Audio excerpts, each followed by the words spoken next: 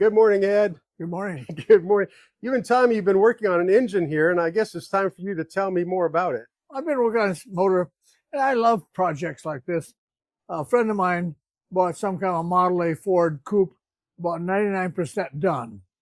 Really a gorgeous car.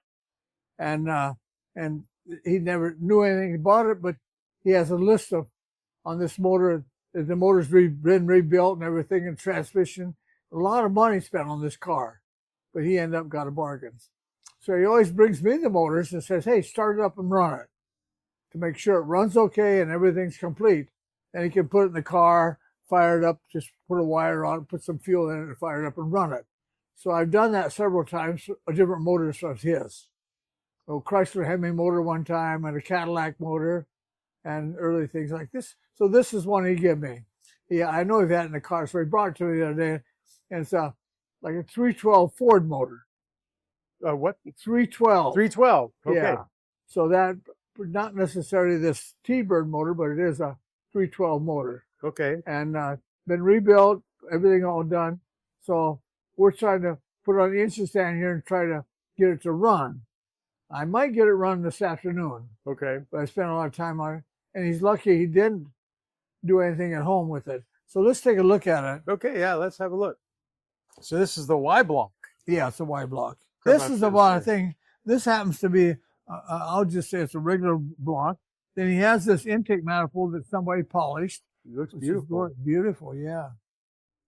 It's a new aluminum manifold. Aluminum. Oh, yeah. Carburetor. It's been polished up. Yeah. So that wasn't on. Then this base cover down here, and the valley cover, it had a tin one on there, original. Mm-hmm. And then even to get this on, I had to grind this edge right here. Oh, right. Because it has to slide in here, and it goes under the cylinder heads on both sides. So once I did that, the valley cover with this is made right on aluminum. This filler spout. I need to actually get a shot of that here. So this had to slide in here. And you slide it in then, bolt it down like original bolts and stuff.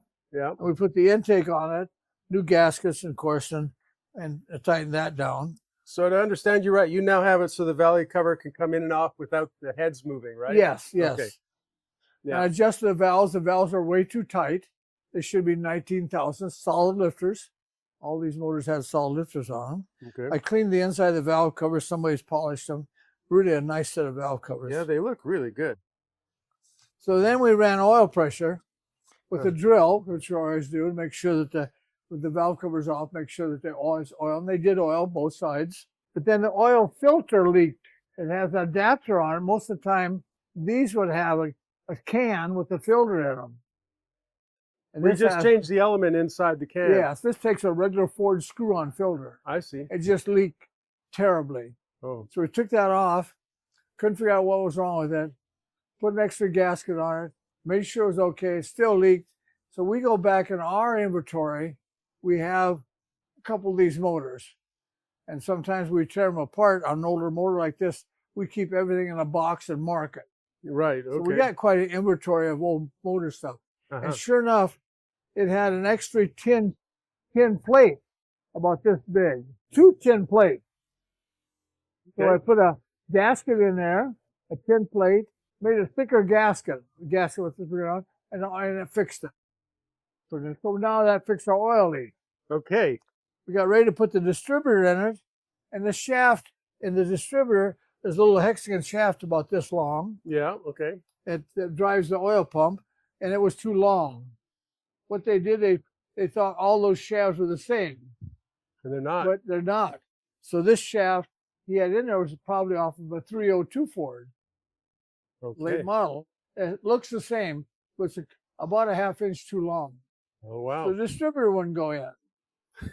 There are some problems there. So yeah, we got done. So now we got a distributor in it, and it has the same little clamp here for 302 Ford. I see, Holds the distributor down, Yeah, no wonder you could be mistaken. So we got a distributor. This is the stuff that came with the motor. Okay.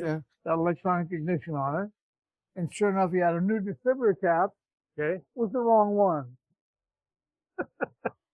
So it was too small.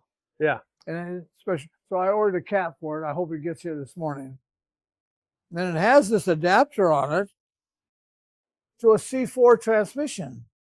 This motor never came with a C4, with this C4 type bell house, flywheel and stuff on it. Uh-huh. Yeah. So, And it has, so that's expensive adapter. Is that something he's using for his build, that adapter? Yes. Okay. With a C4 transmission. Okay. So there's the starter then. Oh, Nice little gear reduction starter. Yeah, those are nice and compact. Yeah, and it starts good. Okay. And the exhaust manifolds are something unique. This was actually a truck manifold in the day, maybe in 62, 63, like a 1-ton truck. Okay. Wow. Original Ford manifold, and they reproduced them. Oh, I see. It's got a bigger outlet here, big pipe on it and stuff, but that type of thing, a little bit like a header. Yeah, it does. So these are brand new, aftermarket. Yeah, brand new afterwards. Yeah. It's very cool looking. Yeah. How hard is it to get the spark plugs? Very easy. Spark plugs are down here. Okay, there we I'm go. going to put a new set of plug wires. I got those ordered this morning. Okay. We'll probably order a set of plug wires for Chevrolet. Like a Chevrolet passenger car Yeah. would have this type of angle plug on the spark plugs. Yeah. And then go in this distributor cap. Yeah, because there's distributors on the back on those Chevys too, right? Yeah, right there, yeah. Uh-huh. I made this little coil bracket. I haven't got it done yet. Okay. Little piece of exhaust pipe. And it's going to bolt on right here.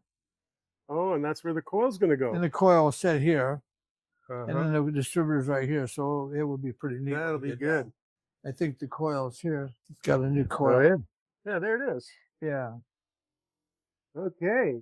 So we'll finish that. And I got a plug out to get up on top dead center, get the plug wires and stuff, and a little fuel, and we hope to get it running this afternoon. So maybe this afternoon it'll be going, huh? Here's the transmission on it too. Oh, the transmission's here too. So we get done, we'll put the transmission, torque converter, and everything on that motor. So it's going to be all set up. All set up, ready to go back in the car. Nice. Yeah, it'll be a nice outfit. What a nice service you're doing for Yeah, them. and I've been here messing with it almost all week. I find one problem. It takes me a while to figure out what's wrong with it, and the next problem, the next problem, the next problem. But yeah. That's good oil pressure. Oh, that's good. That's about 70 pounds of oil pressure. Wow. Just with the drill. So if we start up, it'll probably have 80. Wow. I don't know if That's we great. put a high volume pump in it or not, but that's what it's at. So Wow. that's our project for this week. That's this week's project. Well, it looks like you're doing It's a well. pretty It's motor for a really 292 312 motor. Yeah. Yeah. Yeah. It looks very impressive. Yeah. You don't see these motors very often. No, you don't. Yeah. And if you do, they're buried inside a car. You don't get to really get a good look. Yeah. You got your oil pressure hooked up. And so that's an adapter plate there, huh? Yeah. I can see now. I see the gasket setup you did there. Looks like it says Mummers or Marmers or Mammers. I don't know that brand. Yeah. I don't know what brand it is, but I'm not familiar with it. yeah, I'm not familiar with the brand. Yeah, it's okay. It looks great, and obviously it's working. Yeah. Now you haven't put water in it yet, though, have you? No, we haven't started up. We'll start up first and Yeah, run it before, and then we add water to it. that's very cool. Okay. Thanks, Ed.